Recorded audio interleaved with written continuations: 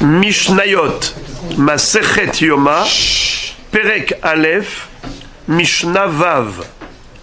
Mais comme hier on n'a pas terminé totalement la Mishnah He, je souhaite vous rappeler succinctement ce qu'on avait vu.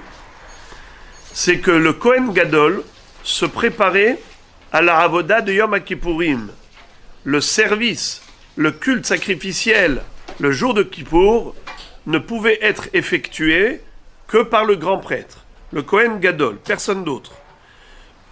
Mais à l'époque du deuxième Beth Amikdash, on le sait, pas tous les Kohanim Gedolim étaient dignes de ce nom. Souvent, ils achetaient ce rôle, ce poste, cette fonction, en donnant de l'argent au gouvernement. Et c'est comme ça qu'ils étaient élus. Donc ils n'avaient pas forcément toutes les qualités requises, à savoir la chokhma, la sagesse de la Torah. Et donc très souvent ils pouvaient être ignorants. C'est pour cela qu'il fallait leur enseigner, leur apprendre, les entraîner pendant ces 7 jours. Mais en plus, il y avait un risque. Lequel? C'est qu'on craignait que ce Kohen Gadol fasse partie des Tzedokim. Et on a rappelé hier que les Tzedokim, les Sadducéens, étaient des élèves de Antigenos Ish Socho, mais qui malheureusement ont dévié du droit chemin. Ils ont mal tourné. Et ils ne croyaient plus qu'en la Torah écrite, pas en la Torah orale. Et donc ils traduisent les versets de la Torah littéralement. Ils n'acceptent pas l'interprétation de nos maîtres.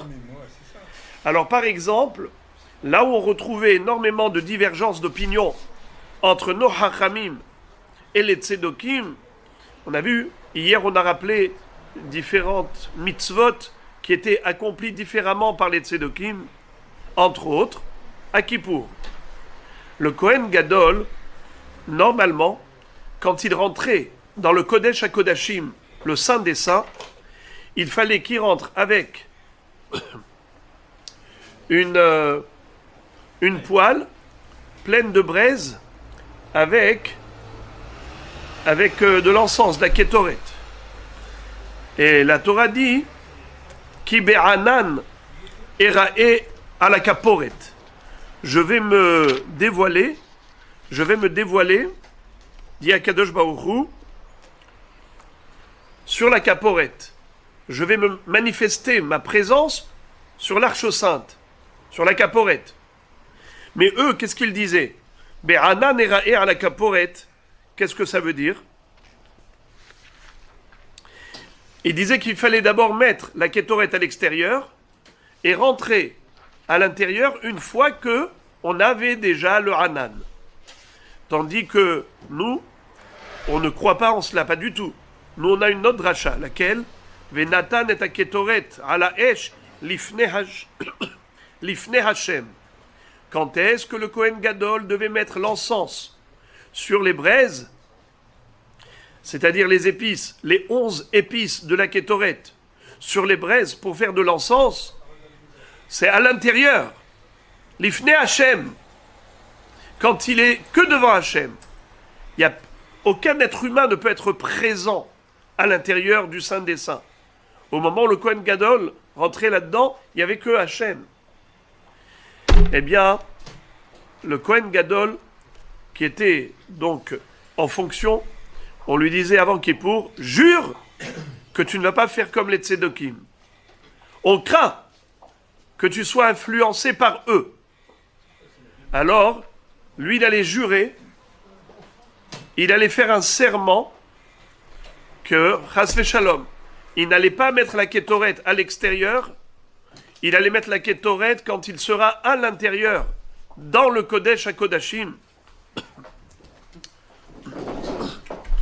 Alors maintenant, la Mishnah conclut en disant Hu poresh u boché, vehem porshim u bochin. Lui allait pleurer, mais également les autres, les Zikne Kehuna allaient pleurer également. Pourquoi tout le monde pleure? Alors, lui, le Kohen Gadol, il allait pleurer. Pourquoi? Parce qu'il va dire, pour qui on me prend? On me prend pour un rachat pareil? Moi, je suis un tzedoki, has veshalom. Bien sûr que je suis ma'amin dans Torah Shebe'alpe, Torah Moshe Rabbeinu. Tout ce que Moshe Rabbeinu nous a enseigné oralement, j'y crois à 100%. Comment est-ce qu'on est capable de me prendre pour un tzedoki, à tel point qu'on a besoin de m'assermenter, de me faire jurer que je ne changerai pas au niveau du protocole, au niveau de l'application, de toute Avodat Yom Kippourim. Je ne dois pas changer de ce que nos maîtres nous ont enseigné, mais c'est évident. Et eux aussi vont pleurer. Pourquoi? Parce que peut-être qu'ils ont soupçonné quelqu'un qui à tort, ils l'ont soupçonné à tort. Quelqu'un qui est tzaddik, quelqu'un qui est parfait, et on le prend pour un rachat. Ça s'appelle un hochet biksherim loke begoufo. Celui qui soupçonne un homme kasher à tort, eh bien sera puni dans sa chair. De qui on l'apprend? De Moshe Rabbeinu. Il a soupçonné le peuple juif de ne pas avoir suffisamment de Emouna quand il a dit à Kadosh Baruch Hu, tu m'envoies en Égypte, tu me demandes de me présenter au Bnei Israël pour leur dire, Hachem va vous délivrer. Mais peut-être qu'ils ne vont pas croire en la rédemption.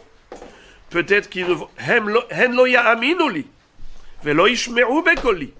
Peut-être qu'ils ne vont pas me croire. Alors que Baruch Hu lui dit, tu vas faire un signe, un double miracle, un double prodige devant eux, ils vont te croire. Un triple miracle.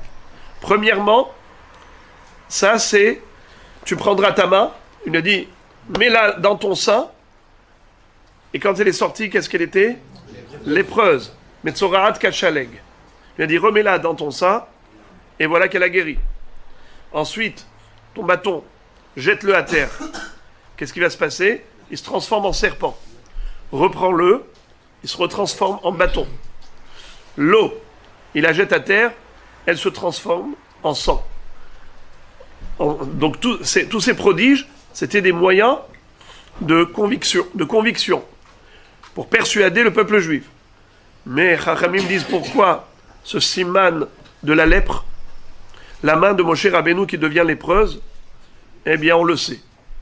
La shonara, quelqu'un qui fait de la médisance, sa punition, c'est la tsaraat.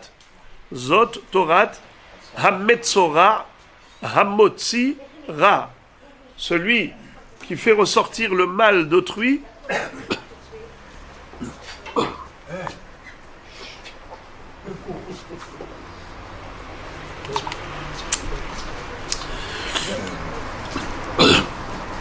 qui dit du Lachon Hara, eh bien, il paye par la tsaraat.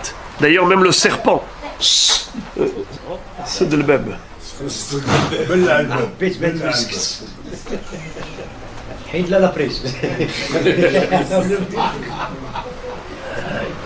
Très difficile. Tout d'abord. Il faut la baïonner. Non, il faut y aller une bouteille d'eau. Le serpent. Le bâton qui se transforme en serpent. Hachamim nous disent que le Onesh, l'une des sanctions pour celui qui dit du Lachon Hara, c'est la morsure du serpent. Comme lorsque les Bnei Israël se sont plaints de la manne céleste, Dieu a envoyé dans le désert des serpents qui les ont mordus, qui les ont piqués. Alors Hachamim nous disent pourquoi c'est le serpent, parce que lui, il a un caractère très spécial. C'est que dans tout ce qu'il mange, il n'a qu'un seul goût, le goût de la terre, de la poussière de la terre. Et que Baruch Hu lui a envoyé cette malédiction après avoir incité Hava pour manger le fruit interdit. Il lui a dit, tout ce que tu mangeras n'aura qu'un seul goût, le goût de la poussière de la terre. Afar tochal kol yemei chayecha. Eh bien, on a demandé au serpent, est-ce que tu as du plaisir à manger quelque chose? Il a dit non, c'est toujours Afar. Alors on dit, pourquoi tu piques les gens alors? Quel goût tu as à piquer des gens et à mordre des gens alors que tu as le goût de Afar? Laisse-les tranquilles. Il a répondu, Ma yitron le Baal al Lachon. Il a dit c'est vrai. Il n'y a aucun goût. Alors quel est le goût de celui qui dit du Lachon Hara? C'est quoi le goût qu'il a dans sa langue? C'est stam, dire du mal des autres sans aucune raison. Si tu as quelque chose à gagner, encore on peut te trouver des circonstances atténuantes. Mais dire du mal des autres, ça n'a absolument aucun intérêt pour toi. Tu détruis l'autre, mais toi, quel est ton intérêt? Le serpent, il pique, il tue, quel est son intérêt? Zéro. En tout cas, mon cher Rabbeinu, quand sa main est devenue lépreuse, lorsque son bâton s'est transformé en serpent, Akadosh Baruch Hu lui a fait l'allusion en disant « Tu as dit du Lachon Hara de mes enfants. Mes enfants, ce sont des ma'aminim, bene ma'aminim, des croyants, fils de croyants. Vaya aminu b'Hashem ou b'Moshe abdo. » Et de ce fait, puisque tu les as soupçonnés à tort, en prétendant que peut-être ils ne vont pas te croire que moi, Hachem, je t'ai envoyé, hen loya aminuli, eh bien voilà pourquoi sa main est devenue lépreuse. Et de là, Chachamim déduisent une règle générale. Ahoshed biksherim loke begufo. Celui qui soupçonne un homme kasher, eh bien il sera puni dans sa chair. Voilà donc pourquoi il pleurait. Lui pleurait parce qu'ils l'ont soupçonné d'être un tzedoki, et eux pleuraient parce que peut-être ce soupçon était à tort et en vain. Voilà, maintenant nous arrivons à la Mishnah Vav. Im haya hacham doresh, ve'im lav, talmidei hachamim dorshim lefanav, ve'im ragil likrot kore, ve'im lav, korim lefanav. Le Kohen Gadol, après ces 7 jours de préparation avant Kippour, la nuit de Kippour, évidemment, il jeûnait comme tout le monde, mais en plus, c'est qu'on ne le laissait pas dormir.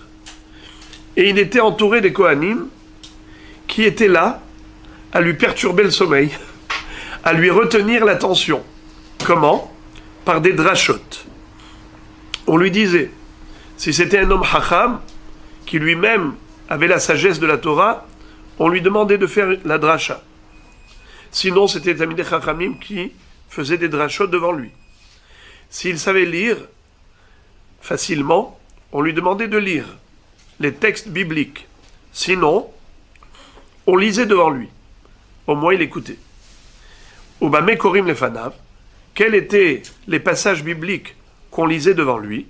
Be'Iov, ou Be'Ezra, ou Be'Divrei Hayamim. Zecharia ben Kevutal Omer, Pe'amim arbe kariti lefanav Be'Daniel. On lisait des passages qui sont passionnants, comme le livre de Job, où vous lisez la plainte de Iov, comment ses camarades lui ont répondu. On lisait le livre de Ezra Sofer. Ezra, lorsqu'il a fait monter le Ham Israël pour la reconstruction du 2e temple, avec Nehemia ben Hachalia. On lisait le livre de Divrei Hayamim, le livre des Chroniques, qui récapitule l'histoire du Klal Israël, depuis le début. Zecharia ben Kevutal a dit, moi personnellement, j'en ai eu l'occasion de lire devant lui des passages du livre de Daniel, parce que c'est aussi une histoire très passionnante de Daniel avec Nabucodonosor et ainsi de suite. Mishnah Zain Bikesh Masechet Yoma Mishnah Zain Perek Aleph Bikesh Lehitnamnem Pirhe Keuna Makin Lefanav Be'etzba Tsereda Ve'omrim Lo Ishi Kohen Gadol Amod Ve'hafeg Ahat Ala Ritzpa. Qu'est-ce que ça veut dire? Si on voyait que le Kohen Gadol commençait à fatiguer, il avait envie de somnoler, alors les Pirhe Keuna, les fleurons de Kohanim, c'est-à-dire les jeunes Kohanim qui ont une barbe en fleurs, qui commence à pousser. Alors ces jeunes Kohanim, ils étaient là pour le perturber. qu'est-ce qu'il lui disait? Makin efana be'etzba tsereda. Il claquait des doigts. Et pourquoi ça s'appelle tsereda, tserada? C'est la contraction de deux mots. Tsara, da. C'est-à-dire que on a dans les doigts de la main certains doigts qui sont plus efficaces et plus utilisés que d'autres. Nachon? Le pouce et le majeur. Le pouce et le majeur. Alors ils sont deux concurrents. Comment on appelle deux rivaux? Comment on appelle deux rivales, par exemple? Un homme qui est marié à deux épouses. À l'époque, ça se faisait. Aujourd'hui, Rabbeinu Gershom a dit qu'il ne faut plus. Il n'y a pas les moyens. Alors, comment on faisait? Comment ça s'appelle dans le Lachon de la Torah? Deux femmes qui sont rivales. Bravo. Ça va. Hazak. Tsara. Tsara, c'est-à-dire, tsar, c'est étroit. Chacune se sent dans l'étroitesse par rapport à la présence de l'autre. N'est-ce pas? Chacune fait de l'ombre à l'autre. Ça s'appelle de rival. De tsarot. Tsara. Etzba, tserada, c'est tsarada. Ce doigt est le rival de l'autre doigt. Entre le pouce et le majeur, c'est qui est plus important? Eh bien, ils se font concurrence. Etzba, tserada. Et en effet, ça crée le claquement des doigts. Ça raccroche, ça rappelle.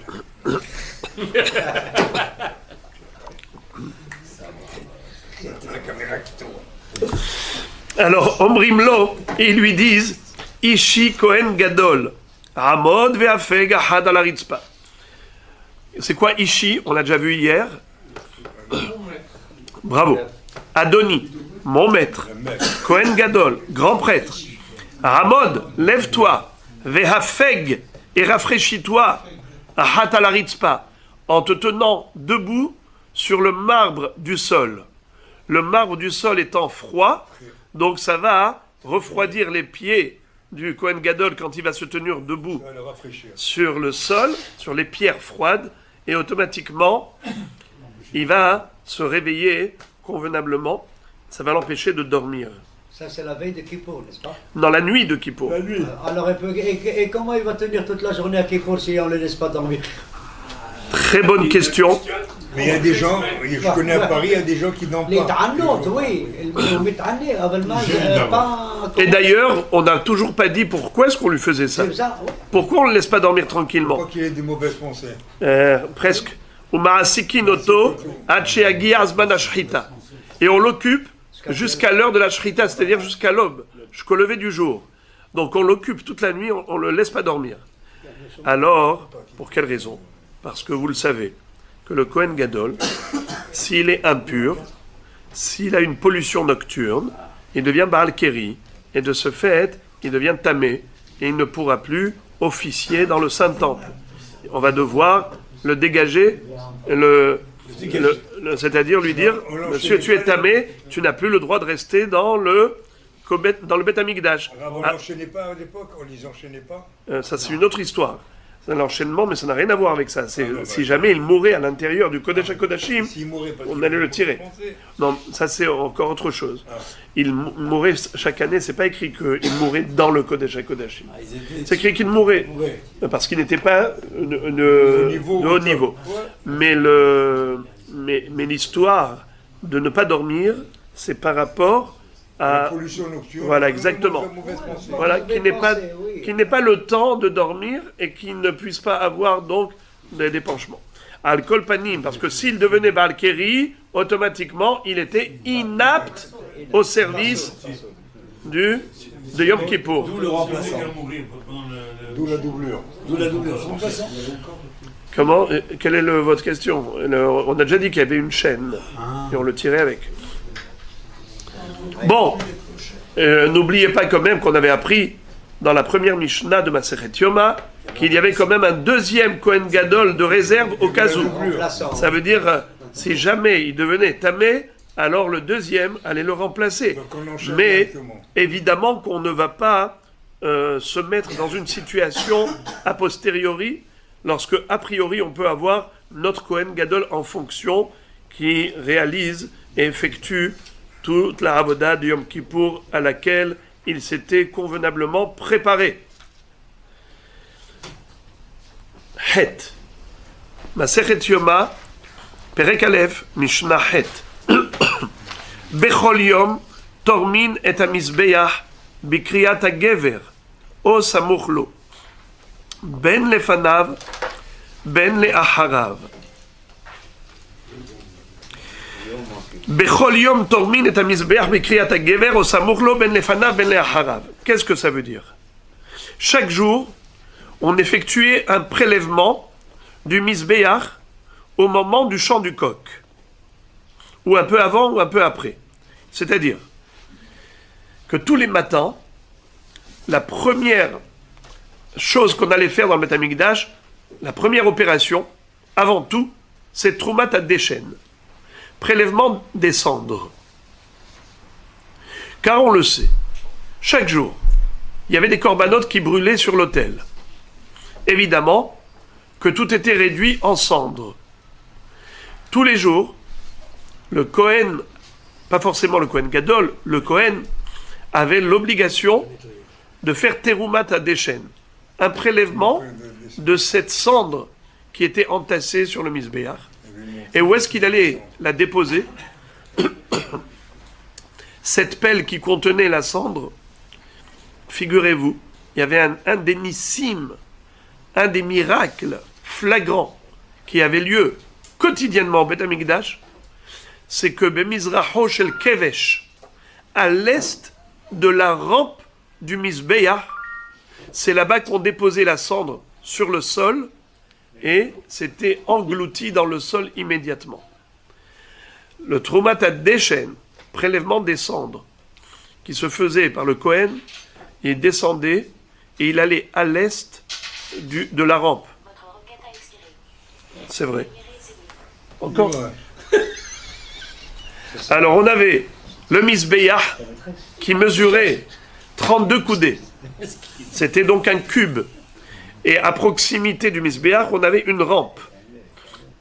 N'est-ce pas, cette passerelle, cette rampe-là, elle mesurait également 32 coudées, 16 mètres. Et par où se situait le Kevesh? Au sud du Mizbeach. Où se situait l'entrée du Beth Amikdash? Au Mizrach. Donc, vous avez bien compris où ça se situe. Lorsque le Kohen se tient au sud, il a à sa gauche l'ouest, le Kodesh HaKodashim, le Echal et Kodesh HaKodashim. À sa droite, il a les Hazarot, Ezrat Kohanim, Ezrat Israël, Ezrat Nashim, et l'entrée qui se trouve à l'est. Donc vous avez compris que c'est au sud-est. Ils descendent par le côté sud-est et ils déposent le contenu de cette pelle où il y avait les cendres sur le sol à l'est du Kevesh. Bemizracho shel Kevesh. Alors maintenant, à quel moment on le faisait tous les jours? Eh bien, à peu près aux alentours du chant du coq. Le Gever ici c'est qui? C'est le coq. D'accord? Keriyat HaGever, c'est le chant du coq. Un peu avant, un peu après. Ben Lefanav, Ben Leacharav. Par contre, le jour de Kippour, Beyom HaKippourim, Mechatzot. Par contre, le jour de Kippour, le Troumat HaDeshen, le prélèvement des cendres de sur l'autel, se faisait déjà à minuit. Pourquoi? Pourquoi on ne faisait pas au lever du jour? Car, comme vous l'avez si bien dit tout à l'heure, c'est que le Kohen Gadol n'avait pas dormi toute la nuit, et donc il était déjà quand même assez fatigué. Et on le sait que c'est à lui qu'incombait tout le culte sacrificiel de la journée.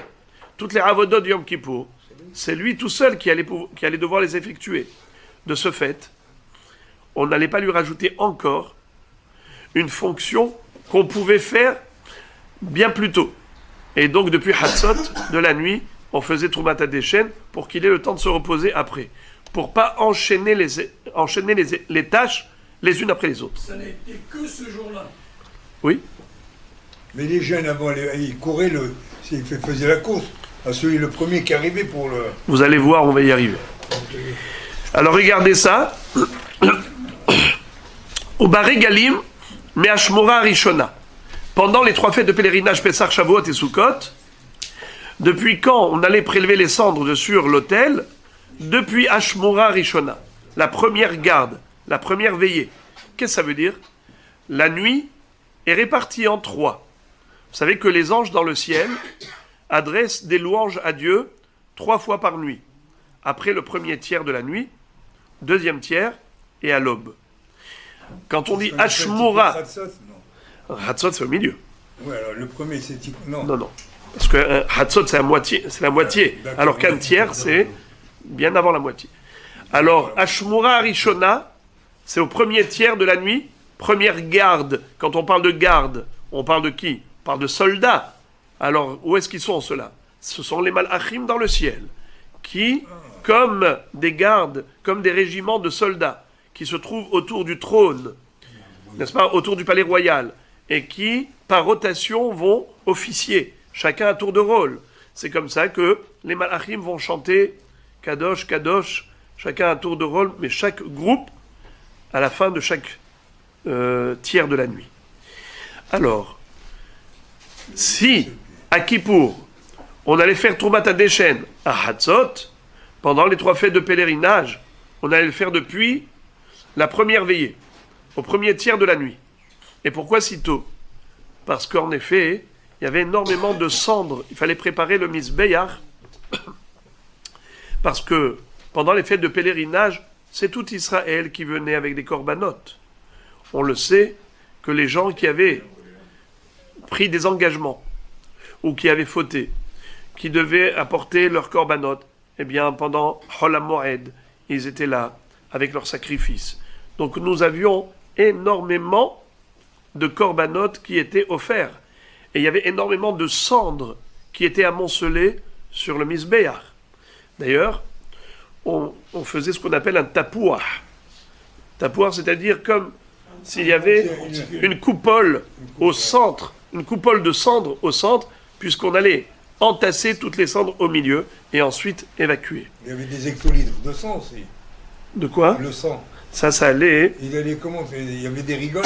Bien sûr, exactement. Il y avait des rigoles sous le Mizbeach. Les sentir alors. Et il y a, non seulement ça, il y avait comment on appelle ça, Amatamaïm, qui allait vers le Nahal Kidron. Amatamaïm, qui allait vers le Nahal Kidron, c'est-à-dire un canal d'eau qui s'éjectait dans le Nahal, un ruisseau, un fleuve qui s'appelle Kidron. Et d'ailleurs, à un moment donné, on le vendait aux Gananim, on vendait aux jardiniers qui se servaient de cette eau, puisqu'il y avait dedans le sang, après le sang des corbanotes qui avait été évacué là-bas, eh bien ça fertilisait la terre, ça servait d'engrais. Ils payaient pour ça. Alors écoutons quelque chose. C'est que, Barigalim, comme il y avait beaucoup de cendres, on allait jusqu'à commencer depuis le premier tiers de la nuit. Pendant Kippour, depuis Hatzot, et tous les jours, au lever du jour. Et la Mishnah conclut en nous disant que Barigalim, pendant les fêtes de pèlerinage, Lo haïta kriyat hagever magarat, ad shehaïta hazara melea mi Israël. Pendant les fêtes, Pesach, Shavuot et Sukkot, il y avait tellement de monde au Beth Amikdash que lorsque le coq allait chanter, eh bien, la Hazara du Beth Amikdash était bondée et pleine de monde. Voilà comment conclut le premier Pérec.